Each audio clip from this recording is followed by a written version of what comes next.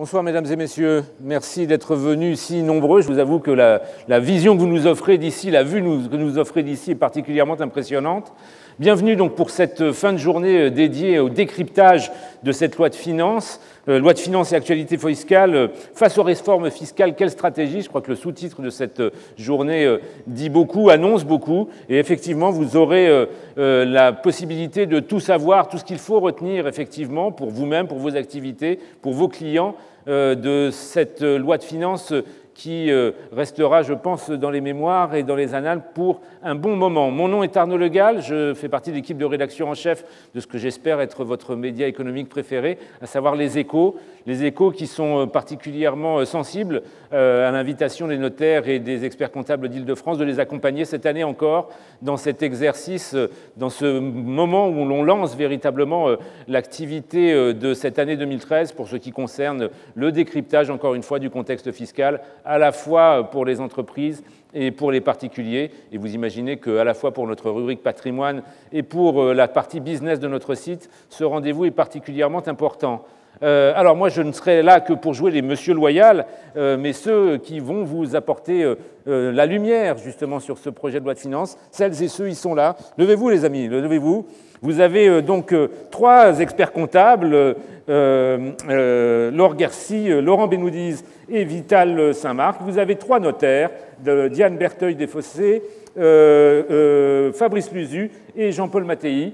Et ce sont eux, pour certains d'entre vous qui étiez déjà là les années précédentes, ce sont des visages de connaissance, ce sont eux qui effectivement viennent de passer faire un long travail de préparation pour décrypter tout cela et vous rendre ce nouveau contexte, on va dire un peu plus facile à appréhender et surtout à gérer dans vos activités. Mais tout de suite, avant de les écouter, avant de les retrouver, merci chers amis encore une fois, nous allons accueillir Christian Bénas, qui est le président de la Chambre des notaires de Paris, pour un petit mot de cadrage et qui va nous expliquer le sens de cette opération. Soyez bienvenu, Président. La tribune est pour vous.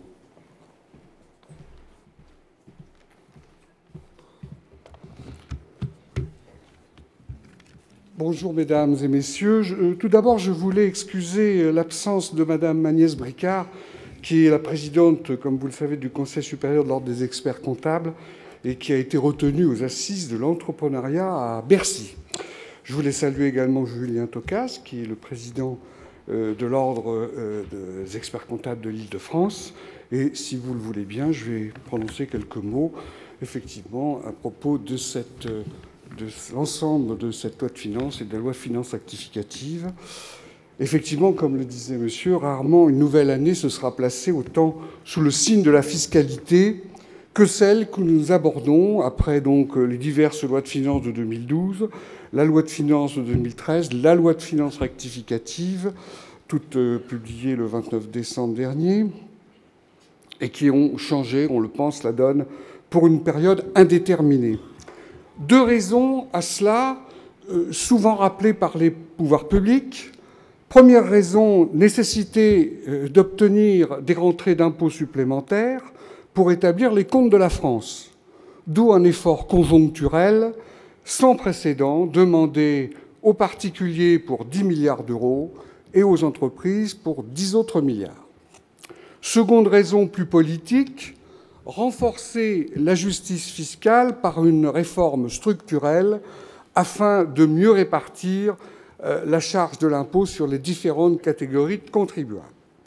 Comme souvent, dans le domaine fiscal, l'insatisfaction semble générale. Certains trouvent que les modifications sont bien timides et attendent la véritable révolution fiscale qui résoudrait presque tous les problèmes.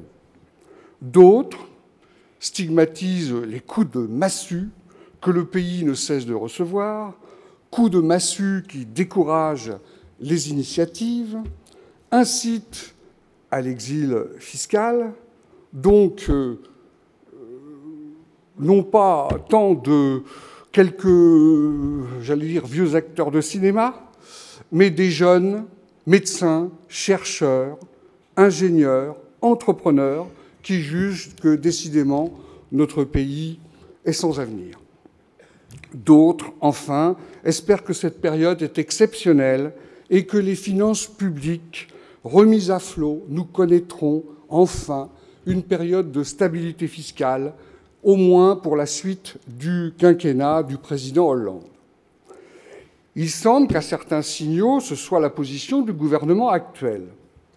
Encore faudra-t-il, pour cela, s'attaquer de manière décidée et décisive à la réduction de la dépense publique, en ce compris celle de la dépense sociale, particulièrement inquiétante. Tout cela pour dire que nous sommes dans l'incertitude. Incertitude accrue par la décision du Conseil constitutionnel du 29 décembre dernier. C'est peu dire qu'elle restera probablement, je reprends l'expression, dans les annales, comme une grande décision du Conseil. Pour nous, d'abord, parce qu'elle semble préciser mieux qu'il n'avait été fait la marge que détiennent les pouvoirs exécutifs et législatifs en termes d'augmentation des impôts. Le Conseil constitutionnel a donné des indications précises sur le caractère confiscatoire de l'impôt en y intégrant tous les prélèvements. Il a par ailleurs rappelé sa jurisprudence sur la nécessité de respecter l'équité, voire l'égalité des contribuables en tenant compte de leurs facultés contributives. Cette jurisprudence sera-t-elle stable ? Résistera-t-elle au renouvellement à venir du Conseil constitutionnel ? Nous le saurons dans quelque temps. On peut au passage tout de même s'interroger sur la qualité du travail préparatoire à ces dispositions fiscales, lesquelles ont abouti à des annulations parfois prévisibles. Une fois de plus, la difficulté concrète est pour nous, professionnels. C'est celle de mettre en application des textes qui avaient malgré tout leur cohérence et qui l'ont parfois perdue du fait de l'annulation de certains articles. Ces annulations déséquilibrent plusieurs dispositifs que nous allons sans doute examiner au cours de cette réunion. Indépendamment de cela, d'ailleurs, nous déplorons le refus de prendre des mesures transitoires pour l'application de la TVA immobilière aux ventes d'immeubles récents. Ce refus crée des perturbations qu'il était facile de prévoir et nous, en tant que notaires, nous ne cessons à ce propos de recevoir les protestations des clients concernés. Alors, paraît-il, des bruits peut-être de voir arriver des dispositions transitoires. Peut-être aurons-nous des informations fraîches à ce propos. C'est pourquoi notre traditionnelle réunion d'information de rentrée a autant d'importance. Nos intervenants ont été particulièrement méritants parce qu'ils ont beaucoup travaillé. En votre nom à tous, je tiens à les en remercier. Ils vont essayer de répondre aux questions concrètes que vous vous posez.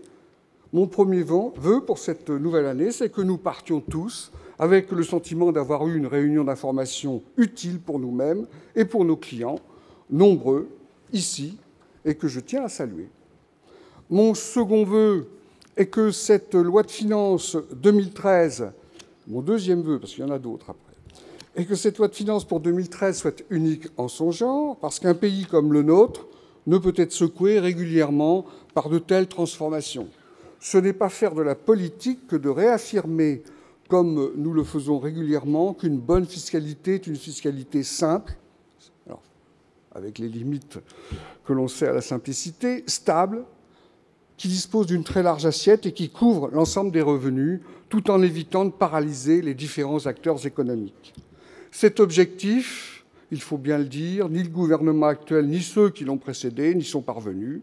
Les difficultés ont été probablement trop fortes, tant sur le plan économique que sur le plan social, pour permettre à notre pays de simplifier, d'harmoniser, de rationaliser son système. Force est néanmoins de constater que d'autres pays, comme l'Allemagne, qu'on cite tout le temps, y sont parvenus tout en rétablissant l'équilibre de leurs comptes. Ce qui est réalisable ailleurs devrait pouvoir l'être en France.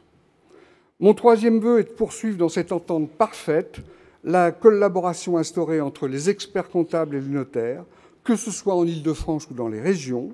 Nous avons chaque année plusieurs rendez-vous institutionnels et de nombreux contacts qui marquent que nos deux professions ont le plaisir à travailler ensemble pour le plus grand profit de leurs clients, de nos clients, dans le cadre d'une mission commune, celle d'apporter du conseil, de l'expertise et, pour tout dire, de la sécurité dans un pays qui en a tant besoin.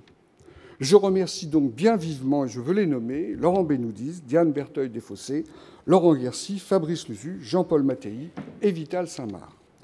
Mon quatrième, et celui-ci c'est le dernier vœu, avant de laisser la parole à nos rapporteurs, sera finalement d'exprimer à chacune et à chacun d'entre vous mes souhaits de bonnes et heureuses années 2013 pour vous-même, pour vos proches, pour nos entreprises, pour l'activité de notre pays, enfin, pour une fiscalité qui devienne enfin exemplaire en France. Je vous remercie de votre attention. Merci Christian Bénas. Alors avant d'accueillir effectivement notre panel d'experts, puisque bien évidemment cette loi de finances, c'est le terme d'un grand cycle politique et notamment d'un véritable marathon parlementaire, il a semblé intéressant effectivement à nos amis organisateurs de se tourner vers ceux qui ont vécu ça de l'intérieur. Et donc nous avons, il n'a pas pu être parmi nous ce soir, François Marc, donc sénateur du Finistère, mais lui qui est également rapporteur général de la Commission des finances du Sénat, a accepté de répondre en vidéo à quelques questions. Et donc nous allons pouvoir le retrouver et partager son analyse de tout ce qui s'est passé cet automne à travers quelques images qui bougent.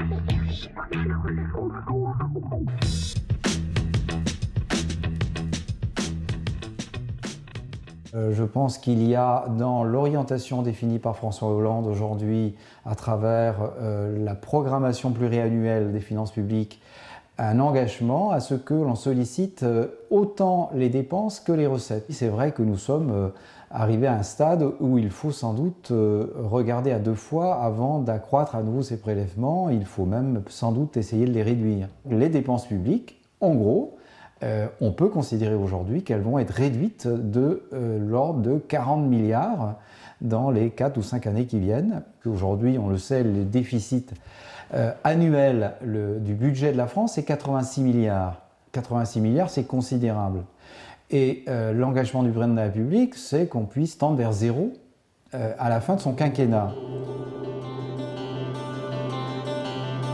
Je crois que ce qui a été mis en avant par le Conseil constitutionnel, c'est qu'il faut mettre le taux de prélèvement en lien avec la capacité contributive des contribuables.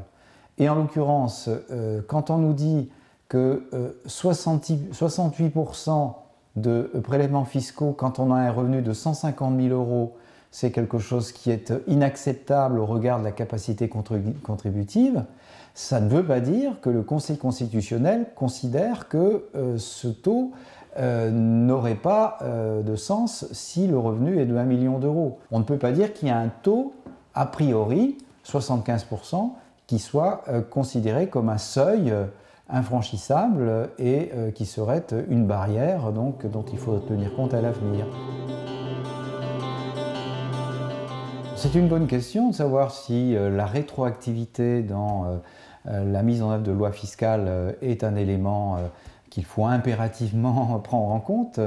Je crois pouvoir dire que la question qui a été posée au Conseil constitutionnel est de savoir si la préoccupation d'intérêt général prévaut ou non sur les éléments factuels qui, à un moment donné, peuvent ou non légitimer telle ou telle décision dans un budget. Et ce qui nous a été dit, c'est qu'il y avait effectivement des cas de figure où la rétroactivité n'était pas acceptable au regard des exigences d'intérêt général de la collectivité et qu'il fallait donc refuser de laisser ces dispositifs être mis en œuvre. On peut souhaiter, en tant que parlementaire, qu'il puisse y avoir une forme de rigidité pour qu'on ne remette pas en cause ce qui a été décidé dans le passé. C'est une préoccupation légitime, je crois, du travail parlementaire que d'essayer de regarder uniquement vers l'avenir et vers les conséquences intervenant à l'avenir sur le plan fiscal en laissant tranquilles les contribuables pour ce qui est du passé. Fusionner l'impôt sur le revenu et la CSG avec une progressivité qui s'appliquerait donc à cet impôt fusionné, ça se heurte à des difficultés très importantes de mise en œuvre, tant en ce qui concerne les modalités de prélèvement que en ce qui concerne tous les éléments liés au quotient familial et à un ensemble donc de dispositifs qui interviennent en conséquence ou qui sont en relation étroite avec le dispositif d'impôt revenu. L'ambition reste clairement affichée de faire monter la progressivité de l'impôt et dès lors de s'appuyer sur sans doute un impôt qui aurait été redessiné. J'y suis moi très favorable, la gauche au Sénat y est très favorable, j'imagine qu'à l'Assemblée c'est la même chose. Encore faut-il que le dispositif soit applicable dans des conditions qui ne suscitent pas de contestation. Il y avait cette année un projet de loi de finances très lourd, énormément d'articles. Il a été enrichi d'ailleurs au Parlement de façon encore assez importante. Et tout n'a sans doute pas pu être ciselé au millimètre comme cela aurait dû être fait. C'est vrai que pour la donation-cession, il y a eu censure du Conseil constitutionnel sur cette disposition. Doit-on considérer au regard de cela que la loi de finances a été mal préparée, que tant à Bercy que chez les parlementaires, on n'a pas assez travaillé en amont sur ces textes pour leur donner une formulation acceptable au regard de la Constitution? Je crois qu'on ne peut tout de même pas dire cela. L'état d'esprit dans lequel nous sommes au Parlement est celui d'être en concertation étroite avec les professionnels. Je pense qu'il faut encore améliorer cet état d'esprit dans ce sens et veiller à ce que peut-être plus tôt dans l'année, on puisse avoir ces concertations qui permettent justement d'arriver au projet de loi de finances en étant mieux préparé.